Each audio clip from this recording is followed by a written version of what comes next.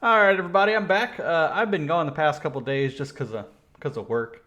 I work shift work, and I had 4 nights in a row, and then daylight savings time happened, so other stuff happened on top of that. So it ended up being a 14-hour shift, and then yesterday was my last day, and I I was exhausted. I got off this morning, got home probably about 6:30, and got like 3 hours of sleep, so I'm dead. But I wanted to get something out just to, because I don't like being gone that long. I'm trying to make these daily as many times as I can, but when the night shifts start piling up after three in a row, it's like I just can't get myself up to do the research or even read through articles and stuff. So it's like, man, it's brutal. But I'm trying to stay on top of it for you guys, and then tomorrow I'm gonna get out as many as I can. Be another one of those days where I get 4 or 5 videos out. But I'm staying on top of you guys. I promise. So as you can see, November 4th, I still got these guys up because it's my first day back, but we'll get the turkey stuff up. Um, Trying to get out more stuff for what you guys want to see. Let me know in the comments, or you guys can just like videos. That way I know what you guys like. Subscribe, all that good stuff, so I can keep putting out more videos. Every time I get one like or a subscriber, I feel I feel a burst of energy to put out like 10 videos. So it's a big help. Anyway, this is kind of a fun, I guess, video. This one is, if you've been paying attention to all the memes and stuff going around on Facebook and Twitter. It's the whole baby boomers are losing their mind over the OK Boomer meme that's come out recently. Of you know, it's kind of like the everybody millennial version of mansplaining, where they say "Okay, boomer" to anything that old people don't seem to understand. And there's been a ton of funny tweets and stuff coming out. And then this article I read today, and I just had to read it for you guys and talk about it because it's one of those things where when when the boomer, they don't understand why it's being said to them, and then he makes an article about it, and it just makes him it shows why he doesn't understand. Anyway, let me read a little bit of it. Millennials' extreme hatred for baby boomers is totally unjustified. This is by the New York Post, by the way, an opinion piece. Uh, Baby boomers who cried "Don't trust anyone over 30" during the Vietnam War should be scared to death of millennials, because at least among the what is that, Twitter Addy, they hate us. They really, really hate us. And I'm gonna stop there for a second. That they don't understand when people are joking. They can't understand sarcasm, and it's less of a hate and more of an eye roll a lot of times. But a lot of old people don't have a sense of humor sometimes. So let me keep going. Last week, this man said he took a beating over younger readers over an essay I wrote lamenting the decline of the power lunch, although it only partly blamed the phenomenon on millennial habits, e.g., preferring avocado and kale to beef and potatoes, which I I don't know where this guy lives. First off, I assume it's in New York or like Los Angeles or something. I didn't look into this guy. I didn't have time or want to. But the only people who eat a bunch of avocado and kale live in like New York and Los Angeles and places like that. I Everybody I know who's a millennial eats beef and potatoes or a lot of fast food. It's it's just the amount of time we spend working and stuff. Like, look, it's just the way things are now in most places. I guess if you have options in Los Angeles where everything on the corner is kale and avocados and stuff, you can. But that's not the majority of the country. And this guy is already coming off of somebody who maybe he's not out of touch because he's a boomer. He's out of touch because he lives in New York or something. Uh, Hundreds of thousands on Twitter either posted or retweeted such insults such as "Old man yells at his lunch table," "He's 69," and "What's it like being an antique?" And "We're the ones doing the actual lunches while you're having three martini lunches." uh, Millennials, and to some extent their Gen X and Gen Z brethren, which it's kind of weird to say that because Gen X is closer to the baby boomers than us, I think. Like, so you're blaming your own children. Hate their elders with a furiosity never before seen in our culture, egged on by media savvies like 16-year-old Greta Thunberg. They blamed the prolonged heat waves on boomers who supposedly stood by and cheered the earth went up in flames. I think this is another proof this guy lives in like California or something like that, those kind of areas, like the extreme versions. Because if you're first off, he's blaming millennials, and then he's like saying that Greta is part of the problem, as if everybody in the United States like even watches this Greta girl, and she's like, what? I guess she's Gen Z. Maybe she's late Gen Z. It might be whatever the next one is. The phrase "okay boomer" has now become young people's repeated retort to the problem of older people who just don't get it, marking the end of friendly generational relations. The New York Times declared last week, according to the article, a teenage designer has already sold $10,000 worth of sweatshirts with "OK Boomer" slogan repeated many times on the front, ending with the line, "Have a terrible day." Generation gaps will always be with us. Historian Mark Wortman found a generational split over sending young men off to war way back in 1941. But unlike those of us who came out of the age in the 1960s and early 70s, who merely disapproved of our era's colonialist wars and shag rugs, millennials born in 1980 and 1984 can't stand the air we boomers breathe. Maybe it's because you didn't learn. I'm gonna stop here for a second. He's saying that they disapproved of the colonialist wars and the shag rugs of the generation before him. I guess the quote unquote greatest generation. But he doesn't understand that the next generation really doesn't like it when you didn't learn from the lessons.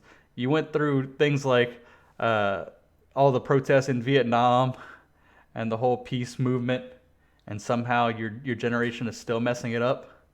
And then you've got these politicians who've been around for 30 plus years, baby boomers, who went through all this stuff, and you still don't understand why maybe the millennials wouldn't trust them or like them. Really, it really makes you think. This guy clearly a little hypocrisy here. Too many millennials whine that their complacent elders bequeath them a rotten America and a rotten world. Hold on, I'm gonna stop there. The millennials don't complain about that, although some do. The crazy liberal people are always going to do that. America is still fine. We're not like burning down or something like that. What they mostly complain about is that you didn't leave it better than before in many ways, and then you complain about why are millennials getting better when most millennials work their ass off. And then you'll see later in this article he talks about how they're just lazy, like high, working at like a coffee shop or something their whole life, right? I don't know. Again, maybe that's in California or something like that. But all the millennials I know bust their ass and work 16 hours a day many times. Like I work a 12-hour shift every day, and then I come home and do this kind of stuff for maybe 6 hours a day, 8 to 8 hours a day if I can. Or before I did the YouTube stuff that I'm trying to do, I had other projects, and I would come home and I'd work, 10 hours. My days are filled, filled to the rafters. And I know people who work more than that. I knew girls who worked 3 jobs and then tried to get a 4th job while going to school at the same time. And then these people don't understand, the millennials, they're so lazy. They just don't get it. They just don't understand. I'm going to stop. Let me continue reading. Economic malice that will leave them with lousier lives than their parents and a planet on fire from climate change. But if they spent more time studying actual history, which can't easily be found on iPhones, they'd know that boomers were and remain the most socially and environmentally conscious generation America has ever known. Maybe too much so. Our university's overwhelmingly progressive agendas originated in the 1960s and became more dominant ever since. It originated in the 1960s, but there was probably a much smaller amount of people than you'd think. And you're taking a lot of credit for people in the, what, I guess that's Gen X at the time, the next generation after. You're taking credit for what they ended up doing after you were born, who actually started to change things. Many of the people in the, I'd say, baby boomer collective, as you'll see later, like to take credit for things other people did. You don't see many millennials saying, "Oh, the millennials of our generation, the Mark Zuckerbergs are so great. Look how great the millennials." No, you don't take credit for all this other stuff other people did. Like in the next paragraph, he's going to say the boomers won the Cold War against communist tyranny, as if all boomers fought in the freaking Cold War. For all our deep divisions, the United States is a measurably more open, diverse, and tolerant society than it was in the 1950s. Boomers also won the Cold War against communist tyranny, and along the way brought us unprecedented prosperity, technological innovation. The latter includes the made in the U.S. digital revolution that brought forth gadgets without which millennials couldn't get out of bed. I hate to break it to this guy, but millennials were born without this stuff. Even me at 28, born in 1991, I didn't have the internet or gadgets like that to get out of bed. I didn't have a phone until like 2005 or 6, I guess, when I first got my phone. Or probably like my freshman year of high school. Like I don't get it, man. You're just spouting boomer memes and making yourself look like a boomer. See, this guy doesn't get it, and that's why people keep saying this. Let me keep reading. While some millennials are truly committed to constructive change, many seem to be upset mainly because they work too hard. They're less to become CEOs at 25 without first paying their dues or even learning the business is hilariously satirized on the Millennials and Saturday Night Live segment where vapid young women demands a promotion after 3 days on the job. And I'm going to stop right there and just say how dumb of a point this is. You don't get anywhere in life by slaving away at a menial job. Look, not everybody at 25 can be a CEO, and maybe you don't deserve a promotion after 3 days on the job, but you're not going to get anywhere by just sitting around on a job doing the same line punching. This isn't 1960, sir. You can't just... Nobody wants to sit at the same job for 30 years and get their retirement fund and check out. People today are much more driven than they ever were, and that's just proof of it. When somebody at 25 has high hopes for themselves and wants to invest in themselves and say, "I'm better than what I'm making, I'm better than what I'm doing," that's a good thing. You shouldn't be deriding somebody for saying, I am worthy of being a CEO. Maybe they aren't. But having that belief in yourself and having belief that you can do the job is how you get ahead. And demanding a promotion, demanding pay raises, moving up, never being satisfied with what you're doing is how you get ahead. Plenty of ambitious, future-focused millennials work their hearts out at taxing, low-paying jobs, but many working members of the generation wear their resentment on their unironed sleeves. Let me roll my eyes at that one. They're out to lunch in a different way. They seem allergic to using the phone or even waiting on customers. A stoned Starbucks clerk, after asking me to endlessly repeat my order for a grande coffee, then repeated to himself, asking me what you were having. The zoned out guy at Dwayne Reed took a $5 bill from me and inexplicably asked me what my phone number was, to the amused tittering of decidedly older customers behind me in line. There's no question that many younger Americans face challenging economic conditions. Despite record high employment, many new jobs are low paying, short term, lacking in benefits, and are subject to instant termination without warning. Student loans, which many recipients should think should be forgotten, may indeed cost more than when I was in college. But is it really that much more? Despite horror stories about six-figure debt, college grads owed an average of $29,200 for student loans in 2018, according to a nonprofit institute for college access and success, and that's barely more than the $4,000 I owed when I graduated in 1971, which was $25,249 adjusted for inflation, 2019 dollars. Let me stop there. He's going to say he worked his butt off to pay it off, and that's the difference. No, the real difference is the amount of money we make did not adjust for inflation. I am not one of these guys. You will not see me make this argument about we need to raise the minimum wage to $15 an hour and everybody needs to make more and the Mr. Andrew Yang give everybody $1,000 type thing. We can argue about that kind of stuff day and night, and I don't agree with a lot of the minimum wage stuff. But you can't argue with the numbers. They compared to the amount you owed, you made more money than we do now. So not only was our cost more, we also make less than you. That's why. And also the average cost of $25,000, it's going up every year. And a lot of times you can't find a job that pays well to compensate for it. You can't just get out of school a lot of times and make a large amount of money like you did before. Obviously, there are cases for that. This entirely depends on your degree. But now, because of college, everybody has a college degree, unlike in 1971, where it was much rarer to have a college degree.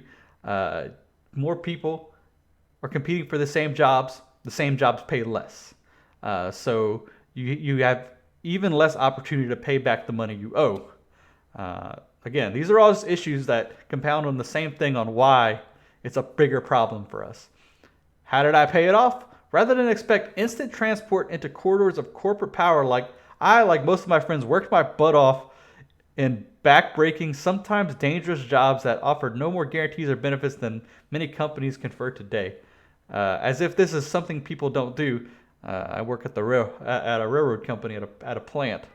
A very dangerous job, literally back-breaking. And like I said, extremely dangerous. I don't want to hear it. Maybe today's young workers who resent lunching at their desks would prefer bussing tables at a high-volume steakhouse under merciless slave-driving owners, as I did when I first got out of college. Our bosses fed us sandwiches before a 10-hour shift that included no lunch or dinner or break outside. Dude, my brother worked at a restaurant for years, working 16-hour days without a lunch break, and then would come in the next day after about a 6-hour sleep and do it all over again, day after day after day, 16 hours. And he probably made less than you did. It's pretty insane. Like you're projecting real hard here, man. This guy, he's never. I don't think he's ever actually worked at a for a slave driving owner, because if you've only ever worked a 10-hour shift, you don't know what that is. Before I get too pissed, let me go on to these next little bits. This is by a radio host who got mad at the whole boomer meme. I'm not reading this whole thing. I'm gonna find his tweet. Boomer is the N-word of ageism. Being hip and flip does not make bigotry okay, nor is a diversive epithet acceptable because it's new. Okay, boomer. Whatever you say. Comparing... Oops. I hate freaking articles like that who have the built-in sound thing like that. But anyway, comparing okay boomer or just boomer to actual racial epithets is so dumb. It borderlines on somebody who's insane. And after reading more of Mr. Bob Lunsberry, his other tweets, it just goes to show that, yeah, he kind of is. And I'm going to end on this because this is a tweet in response to him. It says, what if you say it without the hard R, like "booma please"? I thought that was pretty great. Oh, boomas.